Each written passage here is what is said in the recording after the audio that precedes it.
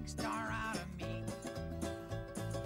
Make a film about a man who's sad and lonely, and all I gotta do is act naturally. Well, I'll bet you I'm gonna be a big star. Might win an Oscar, you can never tell. The movie's gonna make me a big star. Hello and welcome to Meet Me at the Movies. We are so dang happy that you decided to take time out of your day and join us right here on C19. Can you say dang on TV on cable? Well, I just did it. No, I'll have That's to see my if I word. You ask my kids. You know what I'm going to do? I'm going to beep it so people will think No, you really did say no, something. do not do that.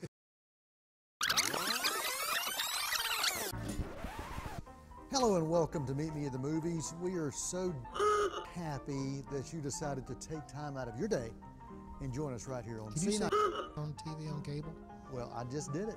No, I'll have That's to see my if word. I can. That's my wife that needs to be bleeped every time. That's what I hear. You know, who would have thought? No, I am Noel T. Manning I II. find her more interesting than ever now. That over there is Dr. Emmett Brown. Doc, we appreciate you being here, man. Thank you. I've got the hair for it too. I think. This humidity. It's not quite as this summer wild. humidity. Oh, in the mornings you should see me. Yeah, It's yeah. scary. It is. Well, it's not too far from scary right now. We talk movies right here on C19 Meet Me the Movies. Info at c19.tv if you want to send us an email and let Mr. Tillman over there know about his hair and what kind of hair products would best fit. Hey, that's a good idea. You know, you were kidding. I'll take that. I like advice. it. I like it. Now, and you and I both, we shaved.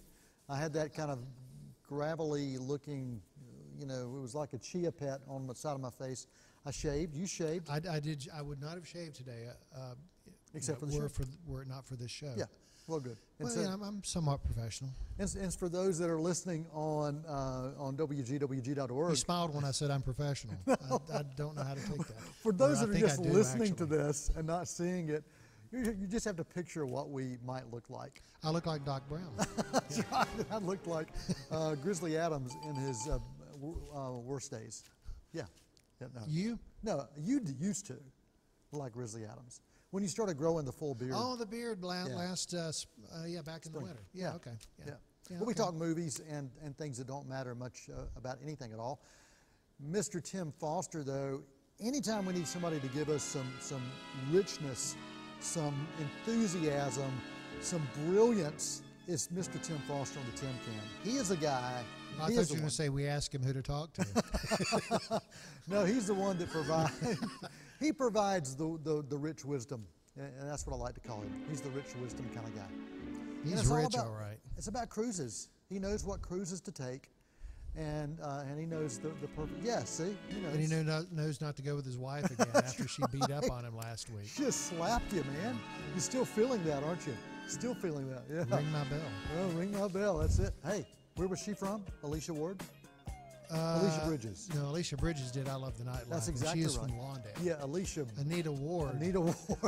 did ring my bell, Ring my and bell. I have no idea. Where Yes. did she come from? She was from Lawndale. No, She's from no, Kaiser? No, No. Anita Ward was not from. She was not from Kaiser? I don't think she's from North Carolina. Okay. Email us, info at c19.tv for that 70s music classic background. Mr. Tillman's going to look that up while I tell you a few things about what you can expect on this week's show.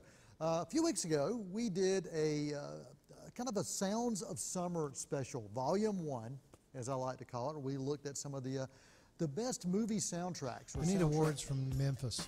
Memphis. Yeah, we'll just finish the topic. Yeah, and move there on. you go. Yeah. Yeah. All right. Thanks for interrupting Sorry me. about- well, Thanks, you no know, problem. Well, brought it we were up. going to save that for the break and let people come back. but They're not going yes. to be watching by then. So who's from Memphis? Anita Ward. Anita Ward. Yeah. And what about Amanda Bridges? Alicia Bridges? Yes, Alicia Bridges. I don't know where Amanda Bridges is from. Where's Alicia But Bridges Alicia from? Bridges is from Lawndale, which I've already said, but it's all right. You got to remind people. They're taking notes and they're checking. You're not listening to Pop me. quiz. No one's Pop listening to me. quiz. Story of my No. life. So anyway, we were talking about summer soundtracks a few weeks ago. Yeah. And we got some emails on that. We got some non-viewer mail. Yeah. I bumped into people at the grocery store and they said, you know, you forgot this movie, or you forgot this soundtrack, or you didn't talk about this one. I said, well, Were let me they write them down. rude? What? Were they rude? No. about it? Oh, They, okay. they just were disappointed. Oh, okay. And it's, you know, it's only a 30-minute show, and we only give you about 12 minutes of content that really That's matters. true, because we're wasting time like this. Time. So I said, Tim. give me that list, and we'll bring it back for a volume 2. And so this is the perfect time for a volume 2. You can't see the graphic for your head. You For need my to head? move it No, the other sorry. one. See, it says 2. Yeah, see, Summer Soundtracks Volume 2. Yeah, all right. So anyway, we thought we would dive in and give you some more summer soundtracks that you may want to consider for reasons why we consider them. What? No idea what that meant. I'm going to edit this more than usual, I think. So anyway, here's a summer soundtrack that was recommended. It actually was also on our list we did not get to a few weeks ago. From August 11th, 1973, American Graffiti. This is a soundtrack that was really a celebration of the 50s and early 60s music. When most people look at it, they think, oh, that's 50s stuff. But it was 1962 was when the film was set. I didn't realize that. Yeah, set in 1962, and it was really all about cars, music, driving, diners, women, girls, and friendships. You got to throw that in the mix. 41 original hits, original to the time periods that this was released, or that this was set, not when it was released. Triple platinum in the U.S., peaked at number 10 on the Billboard Top 200 album chart. Francis Ford Coppola, or is it Coppola? Depends on who you ask. It's Coppola. Coppola. George Lucas, Ron Howard, Harrison Ford, Richard Dreyfuss, or Dreyfuss? Dreyfuss, I think. There you go. All of those were involved in this huge box office hit that also inspired the Happy Days TV series. I was going to say, I always assumed Happy Days was inspired by the success of American Graffiti. And even included Ron Howard, who came to be a part of it. Tunes on this soundtrack, Del Shannon, Buddy Holly, Chuck Berry, and the Beach Boys. A huge soundtrack and one that really, and also a movie that has continued to live on. Thoughts about American Graffiti? I haven't seen it since it was out originally, and or maybe I saw a reissue. Yeah. And I really enjoyed it. I don't remember that much about it. Wolfman Jack, you forgot him, I think. Yeah, maybe. Wolfman Jack. Yeah, it was a lot of fun. And also, Mackenzie Phillips was also in this as well. One Day at a Time. Yeah. So it was a film that had a lot of impact on a lot of up and coming stars. And I think the success of that paved the way for Star Wars.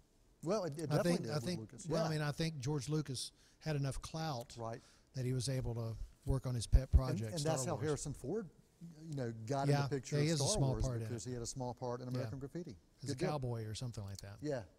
He was some guy named Cowboy. Absolutely. So anyway, American Graffiti on our list of summer soundtracks, Volume 2, that you should listen to or at least check out the movie.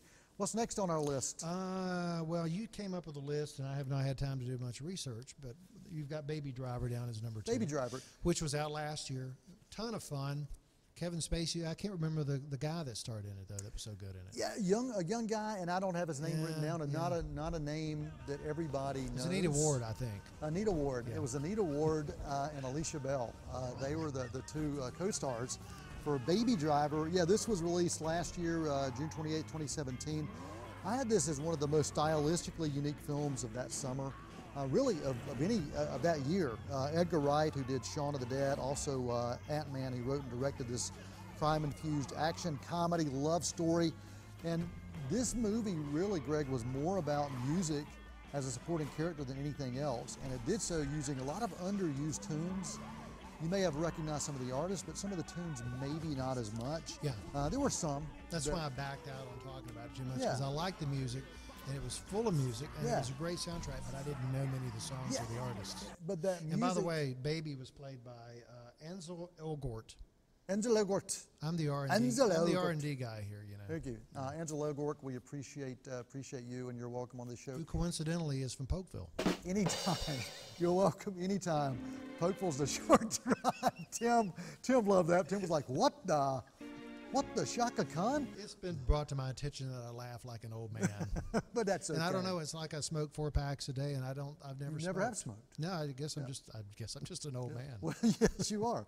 Well, Ansel Elgort, what's his name? Ansel? I don't know. Elgort. Elgort. Ansel, the music for this movie, Baby Driver, is what we're trying to talk about, really provided depth to the characters and also the story. It was a huge impact on that film. Golden Earring had a tune in this, Sam and Dave.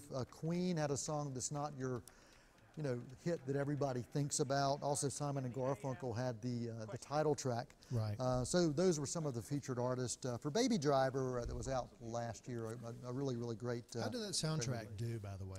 It did pretty well. Yeah, it did pretty well. It I think it did better for some of the downloads than it did as far as the single downloads than it did the full soundtrack. But it definitely caught the attention of a lot of people, including me. It was a film that I went to see not having high expectations for it all. And I saw it as a double feature, that and the Planet of the Apes film that was out. And they both had a lot of sign language and had some things like that. So it was an interesting combination. I just realized the list we're going through, the ones that I haven't seen, and the ones you have, I've seen. Okay. So thanks, Noel. Well, I look more stupid than usual. Well, number 3 on the list, and I'll let you talk about this, is Back to the Future. This was released now, July. that I've seen like 40 times, but no, you took dibs on that. July 3rd, 1985. Give me some of your thoughts on Back to the Future. I mean, a lot of period music, some Chuck Berry and things like that, but Huey Lewis and the News is what stands out to me with that. Power of Love, Back in Time, and especially Power of Love.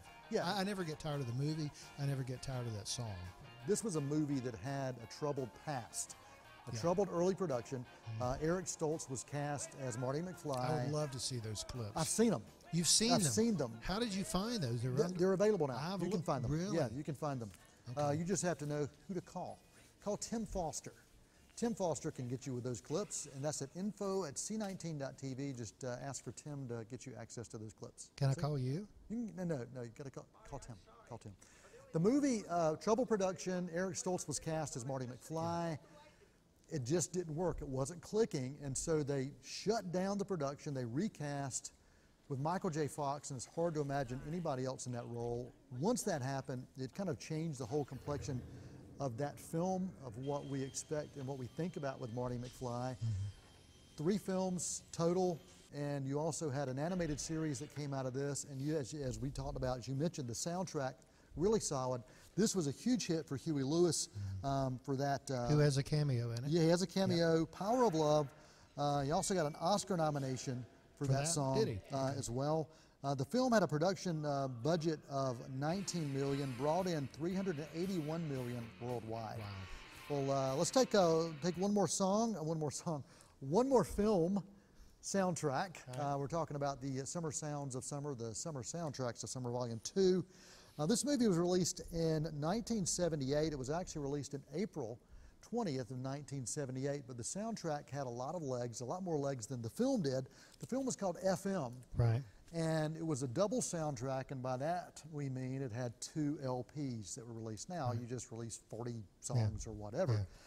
This was really a movie about FM radio and the impact on FM radio, and it was looking at independent radio, but when commercials start trying to overtake, and all of a sudden the music becomes a background to what people really wanted to hear. And so you've got some DJs and some of the others trying to say, yeah, we're going to go rogue. We're going to play more music and fewer commercials, and you kind of see what happens. Well, you know, I'm old enough, obviously, and you may be too, to remember when you listened to AM. Oh, yeah. No one really listened to FM. It had Madhavani, and not that there's anything wrong with Madhavani, but it was soft, elevator kind of music. Right. And you just didn't pay any attention to FM. Well, the first job I had was working at an AM station in Wilson, North Carolina. There was a DJ by the name of Buck Jones, was the DJ's name, and this was a block format station, and they played rock and roll. It was a lot like WKRP, where you would have rock and roll, you would have R&B and soul, you'd have a little something else, and Buck Jones had a country show, and that's how I cut my teeth on early radio, was this AM station. And learning all these different formats. And so I remember people asking me, hey, what kind of music do you like? I'm like, it depends on my mood. And I'm still that way. Yeah. I like country, I like rock, I like R&B. It all depends. And so, but yeah, once FM started making its mark, AM started getting kind of pushed back. But this movie, FM, the movie itself was not incredibly successful, but the soundtrack was pretty incredible. Bob Seger, Steely Dan, Tom Petty, the Eagles, Linda Ronstadt, Boston, Joe Walsh had some solo tracks. It was really pretty amazing. It was a top 5 soundtrack in the Billboard album chart, earned platinum Platinum category, and also won the 1979 Grammy Award for Best Engineered Album. I don't know why I didn't see this when it was out originally, and I know FM was obviously written right, for Steely Dan. and I heard that on the radio yesterday. Yeah. The other songs you mentioned by Bob Seger and Linda Ronstadt and the others, were those cherry-picked off of some of the earlier hits? Some like of the, some were. Like a jukebox soundtrack? Yeah, some were. FM, one of those cult classic films that I really enjoyed just because I worked in radio early on, and still am connected to radio today. Yep. So you are watching, what is this? Oh, it's Meet Me in the Movies on C19 I'm glad TV. you brought that up. I'm glad. I wouldn't have known. I have no idea where I am. And if you're listening to the podcast, if you're listening to WGWG, that's WGWG.org, where you can always download the podcast as well. We'll be back with more summer movie soundtracks right here. Volume 2 with Greg Tillman, Noel Manning, and Tim Foster there on the Tim King. Right after this quick break.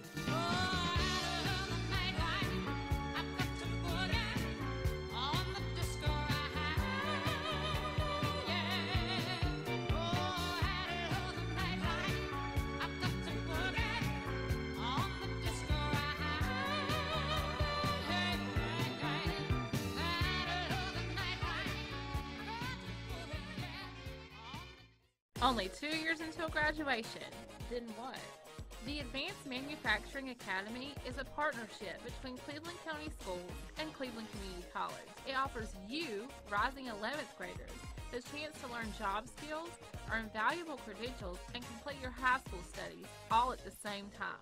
By completing the Advanced Manufacturing Academy, you'll graduate high school ready to start work at way above minimum wage. Check out the Academy and give yourself a head start on a great future. Hi, I'm Tim Foster from C19 TV. I'm Rob Brooks from KTCBroadcasting.com. And I'm Fulvio Brooks from C19 TV Sports. Join us each week for Armchair Quarterback. What's in store on the gridiron in 2018? Each week we look at all 4 Cleveland County High School football teams, Shelby, and conference foes Crest, Kings Mountain, and Burns. We will look at what happened the week before and look ahead at what's coming up this week. We will also discuss the ACC, SEC, and Gardner-Webb football. We'll also do the NFL and the Carolina Panthers. Don't miss another great season of Armchair Quarterback right here on C19 TV. Be a part of building the future. Be a welder. The Welding Technology program at Cleveland Community College prepares you with the science, the technology, and the skills to be a successful welder. Experienced instructors using state-of-the-art equipment train students using industry-standard skills developed through classroom training and practical application. Successful graduates are in high demand and are employed as entry-level technicians in welding and metalworking industries. Learn more. Call Cleveland Community College at 704-669-4077. Dean said that pointed to his head, said they have to have a brain to do that job. Well, I can think of a lot of people that would want it. That rules them out, Dean. That's right. I mean, he is acting like a Republican today, folks. I'm so happy. Just acting like I've always acted, Wayne. Yeah, but you're even a little bit more. You're thinking about making America great. I know you are. But anyway.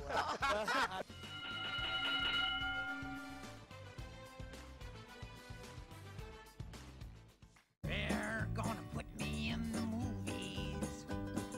They're gonna make a big star out of me. Welcome back to Meet Me in the Movies. This is the summer soundtracks of Summer Volume 2. I'll get it out.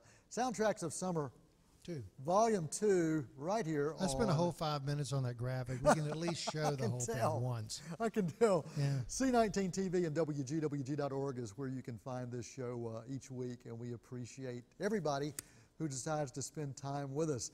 Well, Greg, you're a big fan of vampires. You're a big fan Not really, but okay. of werewolves. Anyway. You're a big fan of surfing. You're a big fan of California. Are we talking about surfing vampires? Yes. Well, yes, that's the next movie on our list. Oh, I get it. Hey. Okay. So tell me about this soundtrack of summer from 1987. Lost Boys? Lost Boys. I haven't seen it. You haven't seen this movie. Now, if you saw it, what do you think you would think about this movie? Surfing vampires. What do you think of that, Mr. Tim Foster on the Tim Cam? Yeah, surfing vampires. Was Frankie and Annette in it? No, but really, it was the vampires meet surfing safari meet Peter Pan. That's how I describe this movie. I would love to see vampires meet Frankie and Annette. Well, this was a horror comedy. It was, you know, in the 80s, in the mid-80s. I'm sorry? They made a couple of them too, right? Yeah. Oh, 3 of them, actually. 3, okay. In the I didn't see any of them. Mid-80s. But I like the second one best. The mid-80s, I'll get it out. The mid-80s, you had these horror comedies. You know, it was all about reaching the teenage audience. Yeah. And there were a lot of these that were that PG-13 moving over into the R rating range that were having fun with being horror films. Was that trend kicked off by American Werewolf in London? I think so. Yeah, I think so. I have to look back and look at the time frame. That was 79 maybe? I think it was early 80s. Was it early 80s? Yeah, I think so. And then you had Fright Night, and then this movie also did that. Our R&D guy is going to check that out. But the movie Lost Boys from July of 1987 had Kiefer Sutherland, also had the Corey brothers in this, and quite a few others. Really one of my personal favorites of 1987 for a lot of different reasons. The soundtrack had In Excess, Echo and the Bunnymen, Roger Daltrey, and from the band Foreigner, Lou Gramm had a really great song. Lost Boys was a song on this.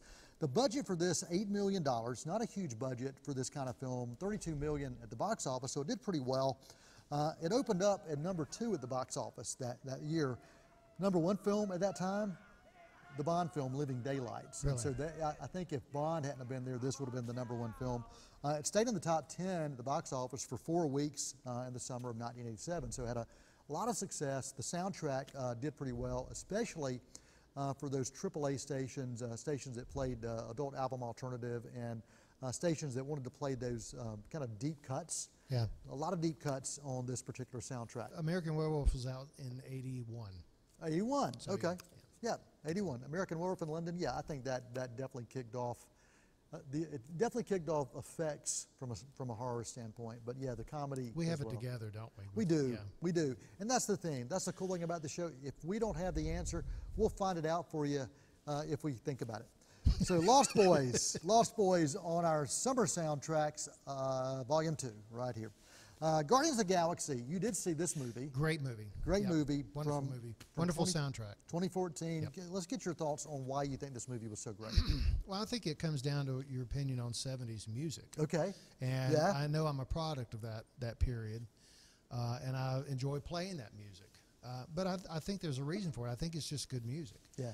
70s are sometimes derided as being associated too closely with disco. Right. There was a lot of great music in Yeah. the 70s. Eagles, Fleetwood Mac, and on. A lot of one-hit wonders had a lot of great Yeah. songs, and they cherry-picked some really good songs. Yeah, they really did. From that period for the film. Yeah, and this was a film that, and we've talked about this several times on and off the air, but when I first heard they were doing Guardians of the Galaxy, I'm thinking, why? Yeah, me too. Why is Marvel choosing this? But they chose right. Yeah. They chose not just the right superheroes to go after, but also the right way of going after it. Having a lot of fun with this, and this was one of my favorite comedies of that year. And you know, the film did exceed expectations on a lot of levels, not just as far as you and I are concerned, but also from a box office standpoint, and also spawned a sequel. And also that had a good soundtrack. And had a great soundtrack. And also, even if you look at the Avengers Infinity War, the Guardians of the Galaxy had a pretty good segment within that as well. Classic tunes on this soundtrack, including songs from 10cc, Jackson 5, Marvin Gaye, and also Blue Suede.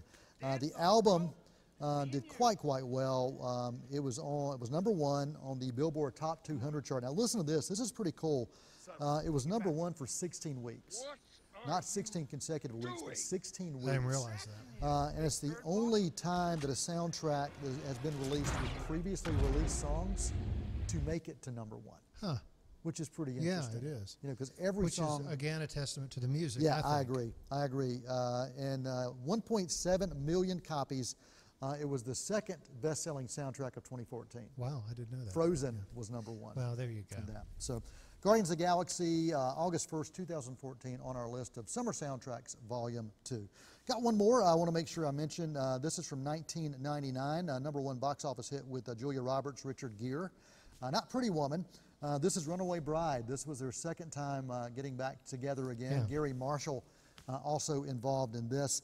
found a way to kind of bring that chemistry back between these two, and I think it really worked this time as well. And it made money. I don't know why they didn't team up again. I agree. They had two big ones, and then kind of. Yeah, they just had this chemistry. We saw it in Pretty Woman. We saw it in this film, and it wasn't a sequel, but it was just bringing those actors. The chemistry was there. Yeah. You really Same saw with the Meg chemistry. Ryan and Tom Hanks. They only did a couple together. I agree. And you can't count Joe versus a volcano. I still do, Yeah, but it's a then different that's kind three, of thing. but Yeah, different kind of thing. Yeah. But this soundtrack was pretty awesome as well. Music by U2, the Dixie Chicks, Billy Joel, Hall & Oates. The soundtrack was a real big favorite of my daughter when she was younger. She loved this soundtrack. And the great thing about the choices for the songs is every song connected to the film. So lyrically, if you look at it, there's songs that relate to relationships, that relate to brides, or not finding what you're looking for. in the same way that Forrest Gump Absolutely, yeah. used music. Yeah. So great soundtrack, Runaway Bride from 1999. Actually, we do have time for some more. Cocktail. Cocktail. You have to hit Cocktail. Tom Cruise. Go for it. Brian, I didn't see it. I remember the Beach Boys. Beach Boys. I don't know. I'm not a big Tom Cruise fan. Tim, you saw Cocktail with Tom Cruise. You loved the music. You did, yeah. And you loved learning how to mix drinks from watching that as well. how he Yes, learned. look at him. He can do it. Check that out. He was like 7 too. That's He the was sad part of 7. it. He and I need to change places. He watches more movies than I do, at least lately. Well, that movie was released, yeah, he's watched 5 movies. The movie was released in 1988. Tom Cruise really brought this Beach Boys hit to life. Brian Brown. I'm sorry? Brian Brown was in it. Yeah, absolutely. I know some of that Yeah, stuff. Elizabeth Shue, I think, was in this as well. I don't know. But I'll edit this part. yeah, out. Anita Go Ward. ahead. Anita Ward was in it. Yeah, Alicia Shue was in it. Kokomo was the song.